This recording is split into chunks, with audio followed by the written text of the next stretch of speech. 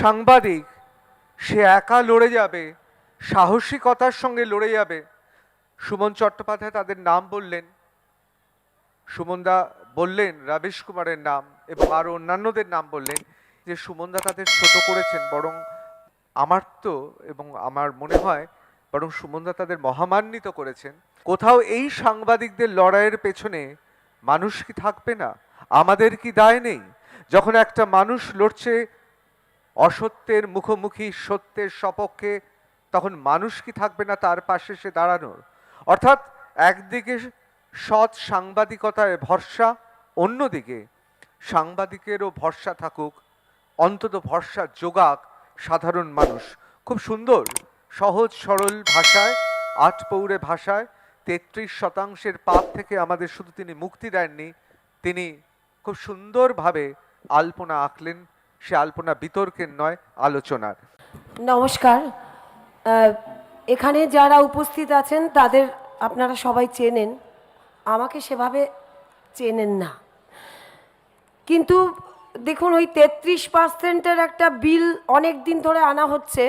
তো আজকে যদি আমি মেয়েদের মধ্যে থেকে না আসতাম, তাহলে সেই একটা দোষে এই মানে দুষ্ট হতো।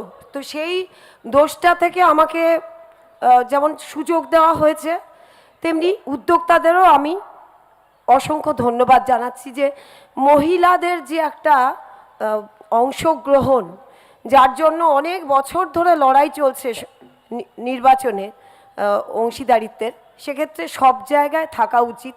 তাদের প্রতিনিধি হয়ে আমি যা বলবো সেটা আপনাদের ভালো লাগুক খারাপ লাগুক আপনারা আমাকে নিজ গুণে ক্ষমা করবেন। কিন্তু একটা সময় ছিল যখন ওই সাদা কালো কোনো চয়েস ছিল না, এমন কিছু এমন মিডিয়া, নির্দিষ্ট মিডিয়া আমাদের খোরাক জোগাতো, আমরা তাদের বিশ্বাস করতাম, বাধ্য হতাম। তারা কিন্তু এখনও আছেন, তাদের গায়ে একটা তকমা আছে প্রসার ভারতী, তাদের ডিএ হয়, তাদের কি বলবো, তাদের নানান রকম মাইনার স্ল্যাব থাকে, নানান রকম কিছু থাকে কেন্দ্রীয় সরকারের হারে। তাদেরকে আপনারা কি দেখেন? কেন দেখেন না? কেন প্রশ্ন করেন না যে তাদের থাকার দরকারটা কি? কারণ আজকের যে ইস্যুটা, তারা কোন ভাগে পড়েন? তারা কর্পোরেট না সোশ্যাল না সরকারি? তাদেরকে মুক্ত করে দিয়ে প্রসার ভারতীর তকমা দিয়ে তাদের ইন্ডিপেন্ডেন্ট করা হয়েছিল। তারপরেও একটু ঘুরিয়ে দেখবেন আপনার টেলিভিশন রেডিওগুলো যে তারা কি করেন। তারা অনেক দিন ধরেই কিন্তু কেন্দ্রে যে সরকার থাকে তার দিকে হেলে পড়েছিলেন, এখন একেবারে অবনত হয়ে গেছেন। কিন্তু তাদের কিন্তু মায়না আছে, পেনশন আছে, ডিএ আছে, এমনকি 7 বছর পর পর যে স্ল্যাবটা বাড়ে সে ব্যাপার স্যাপারও আছে। তাদের নিরাপত্তা ভরপুর, তাদেরকে কেউ ধর্তব্যের মধ্যে ধরেন না। সুতরাং তাদের কথা বলে আমি এই সময় যে 8 মিনিট অনেকটা খরচা করলাম সেটা বোধহয় বেশি বলে ফেললাম, কিছু মনে করিয়ে দিলাম তারা কিন্তু আছেন। এবারে আপনাদের আমি দুটো সিনেমার কথা মনে করিয়ে দেব। সেই দুটো সিনেমা, একটা হচ্ছে নায়ক ছবি, হিন্দিতে হয়েছিল, অনিল কাপুর সাংবাদিক হয়েছিলেন, আর সাংবাদিকতা করতে গিয়ে মুখ্যমন্ত্রীর ইন্টারভিউ নিয়ে একদিনের মুখ্যমন্ত্রী হয়ে কি করেছিলেন। আরেকটা সিনেমা একটু কম প্রচলিত, আলিগড় ছবি, সেখানে একটা খুব মার্জিনাল সমস্যা নিয়ে রাজকুমার রাও একটা রিপোর্টারের ইনভেস্টিগেটিভ জার্নালিজম করে দেখিয়েছিলেন যে সত্যের জন্য কত দূর যাওয়া যায়, অর্থাৎ মার ধর খেয়ে সত্যটা। সেই প্রফেসর, আলিগড় ইউনিভার্সিটির প্রফেসরের যে প্রাইভেসি নিয়ে সমস্যা, তার প্রাইভেসির যে রাইট সেইটাকে এস্টাবলিশ করা, যেটা আমাদের একটা রাইটের মধ্যে এসে গেছে, সেইটাকে নিয়ে একজন রিপোর্টার কত দূর যেতে পারেন। এবার আসি দুটো সাক্ষাৎকার, ও দুটো ছিল সিনেমা, এবারে দুটো সাক্ষাৎকার। সেই সাক্ষাৎকার দুটো সিনেমার মতন করে তৈরি করা। কোন দুটো সাক্ষাৎকার? না, প্রধানমন্ত্রী নরেন্দ্র মোদী 2019-এর ইলেকশনের আগে একজন নায়কের কাছে সাক্ষাৎকার দিলেন। সন্ধেবেলা সমস্ত টেলিভিশন মিডিয়ায় ঝকঝকে সুন্দর একটা সবুজ লনে একদম স্ক্রিপ্টেড কতগুলো প্রশ্ন, কি করে তিনি আম খান, কত সুন্দর করে কিভাবে আমটা তিনি খান, এই ধরনের প্রশ্ন।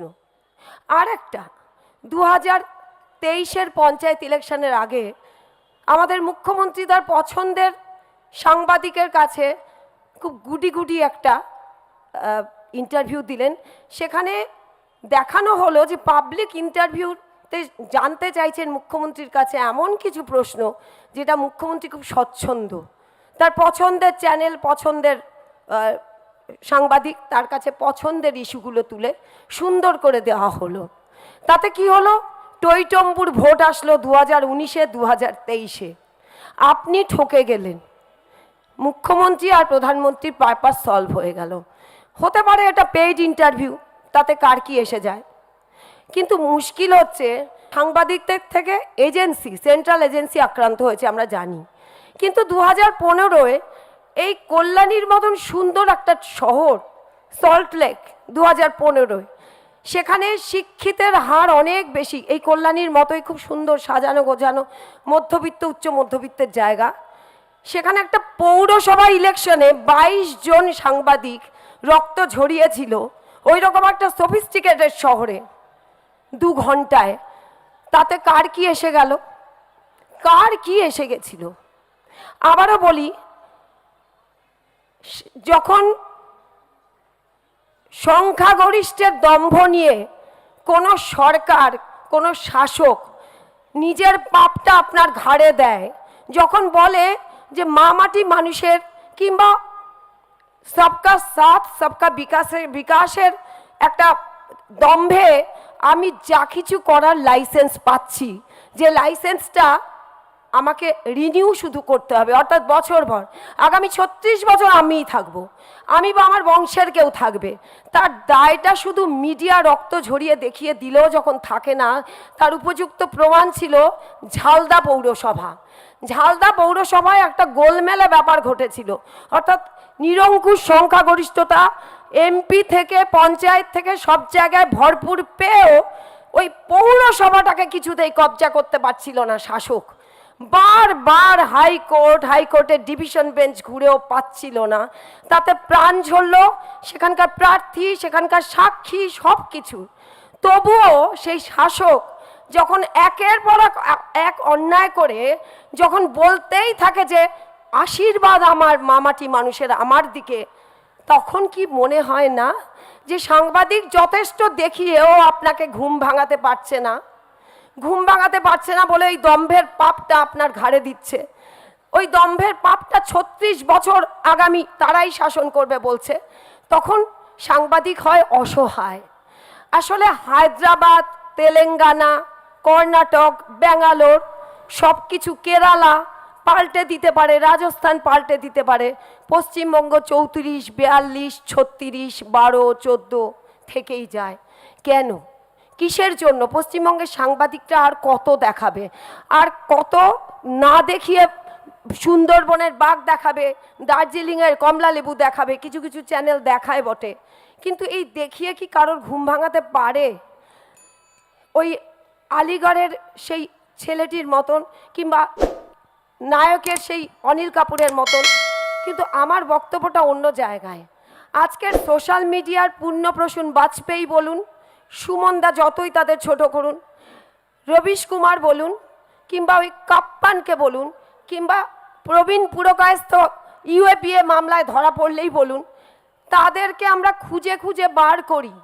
কেন না, ওই নানান রকম যা কিছু আছে তার মধ্যে থেকে কোথায় সচেতনভাবে আমাকে সচেতন করছে কোন সাংবাদিক, সেটা হতে পারে কোটি কোটি ভিউ, হতে পারে 24 ভিউ, কিন্তু আমরা কিন্তু খুঁজি, সচেতন মানুষ খুঁজি। আর খুঁজি বলেই আমার 62 সালের একটা ছায়াছবিকে মনে পড়ছে, সেটা হচ্ছে দাদা ঠাকুর। আচ্ছা বলুন তো, দাদা ঠাকুরের হাতে সোশ্যাল মিডিয়া ছিল না, কর্পোরেট মিডিয়া ছিল, তার সেই জঙ্গিপুর বার্তা, কিংবা সেটা যখন ব্রিটিশ বা লোকাল জমিদাররা বন্ধ করে দেয় তখন আবার বিদূষক বেরোয়। এই যে স্পিরিট, এই স্পিরিটটা বোধহয় সাংবাদিকতার শেষ কথা, যাতে সুমনদা তার অনেক অভিজ্ঞতা নিয়ে অনেক কথা বলে গেলেন, আমাদের পোড় খাওয়া সাংবাদিক। কিন্তু আমি মনে করি যে পাবলিকের বোধহয় কোথাও একটা দায় আছে, যে সাংবাদিকরা তার জীবন পুড়িয়ে দেখানোর পরও আমরা তাদের কি সহজ বা কঠিন যাই বলুন খুব ওয়েট দিয়ে দেখে আমাদের ভোট, যেটা ডেমোক্রেসির ফোর্থ পিলার হিসেবে মিডিয়াকে এতটা গুরুত্ব দেওয়া হয়েছে, আমরা খুব সচেতনভাবে কি ভোটটা দিই, নাকি অবশ্যই। ভোটটা দেওয়ার সময় ওই খুব লোকাল ইস্যু, খুব লোকাল স্বাচ্ছন্দ্য সেটাই মনে করি, আর না হলে ফোর্থ পিলার হিসেবে আমাদের বেঁচে থাকার ধন্যবাদ, কোনো মানে ইন্দ্রাণী হয় দি। না।